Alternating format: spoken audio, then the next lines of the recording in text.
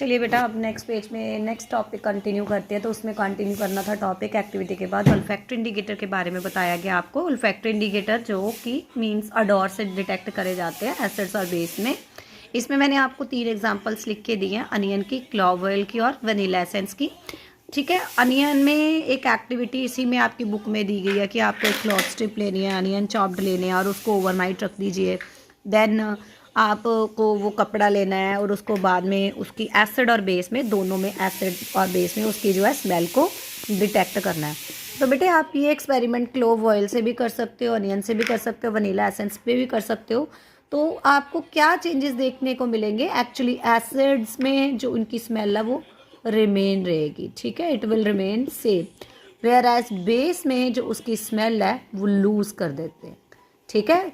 Same it happens with clove और vanilla essence. कहने का मतलब अगर आपको chopped onion with cloth strip मिलती है या फिर और आप उस कपड़े को बाद में नेक्स्ट डे आपको एक लिक्विड दिया जाता है without telling you whether it is an acid और बेस, तो आप जब उसको डिप करके चेक करेंगे, अगर तो उसकी स्मेल रहती है तो that is an acid, that liquid is an acid. अगर उसकी स्मेल चली जाती है तो that liquid will be a base. तो बेस में उसकी स्मेल चली जाती है और एसिड में उसकी स्मेल रहती है। So this was just an activity regarding your olfactory indicator. Next topic जो हमारा है as per the next activity 2.3 होगी, how do acid and base react with the metal. ये टॉपिक काफ़ी हद तक पहले भी आपने शायद करा हुआ है। एसिड कोई भी मेटल के साथ रिएक्ट करता है, राइट। ये भी मैं एक्टिविटी आपको प्रॉपर समझाऊंगी। कोई भी एसिड मेटल के साथ जब रिएक्ट करता है तो आपको क्या देता है? सॉल्ट प्लस हाइड्रोजन, ठीक है।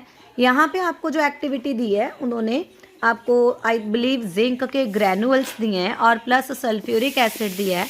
तो मैंने रिएक्शंस फर्स्ट चैप्टर ऑनवर्ड समझाने शुरू करे थे तो कि no need to learn the reactions, just form it zinc sulphate plus hydrogen. और अगर आपको बेस के साथ, इफ़ यू रिमेंबर मैंने बोला था पहले भी कि आपको पूरी साइंस में अगर 2 रिएक्शंस लर्न करने पड़ेंगे तो वो है सिर्फ बेस का जिंक के साथ और एल्युमिनियम का भी बेस के साथ। तो इसमें जो रिएक्शन है, this reaction I can't say कि आपको नहीं गो थ्रू करना पड़ेगा, ये थोड़ा actually as per your level the reactions with the bases is quite complex.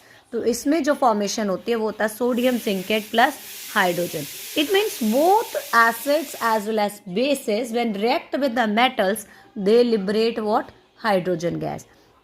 And how do you check the presence of that hydrogen gas?